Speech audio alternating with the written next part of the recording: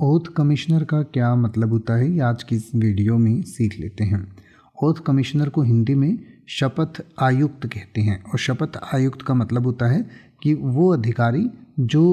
Documents को verify करने का या किसी भी जो ओथ है यानी कि कोई भी जो बयान कोई दे रहा है या कोई स्टेटमेंट दे रहा है, कोई गवाही दे रहा है या कोई शपथ या प्रतिज्ञान दे रहा है, तो उसको वेरीफाई करने का जिस अधिकारी का काम होता है उसे ओथ कमिश्नर कहते हैं। यानी कि an oath commissioner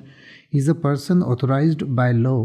to administer oaths and affirmations, यानी कि किसी भी बयानों को या अफर्मेशंस को या शपथों को प्रोसेस करने के लिए, एडमिनिस्टर करने के लिए जिस अधिकारी के पास अधिकार होता है उसे ओथ कमिश्नर कहते हैं। As well as to witness and authenticate legal documents, यानी कि इस अधिकारी का काम जो है लीगल डॉक्यूमेंट्स की ऑथेंटिसिटी को चेक करना भी होता है। In many jurisdictions including India, यानी कि भारत और अन्य कुछ देशों में, the role of an oath commissioner is typically fulfilled by government officials such as magistrate, जज, notary public and other authorised individuals. और भारत और कुछ देशों में ये जो काम है वो आमतौर पर जो जज होते हैं, मजिस्ट्रेट होते हैं, नोटरी अधिकारी जो होते हैं या जो बाकी फर्स्ट क्लास ऑफिसर्स होते हैं उनको ये काम दिया जाता है। तो ओथ कमिश्नर का मुख्य काम क्या होता है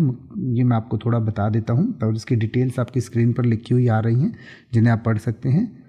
तो सबसे पहला काम है इसका एडमिनिस्ट्रिंग ओथ्स एंड अफर्मेशंस, यानी कि किसी का भी कोई शपथ है, कोई प्रतिज्ञा पत्र है या कोई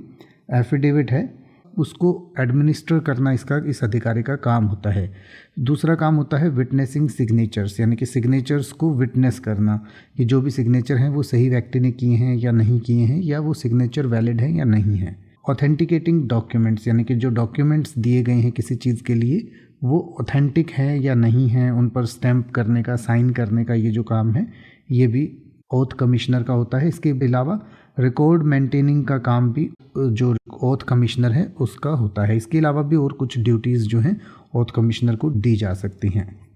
अब आप ऐसे ही किसी भी वर्ड का मतलब हिंदी और इंग्लिश में YouTube पर सर्च कर सकते हैं, आपको मेरी वीडियो मिल जाएगी जिसमें आप बिना किसी फालतू बकवास के सीधा उस वर्ड का मतलब समझ पाएंगे। तो ऐसी ही वीडियोस को देखते रहने के लिए चैनल को सब्सक्राइब करें और बेल आइकन को प्रेस करें।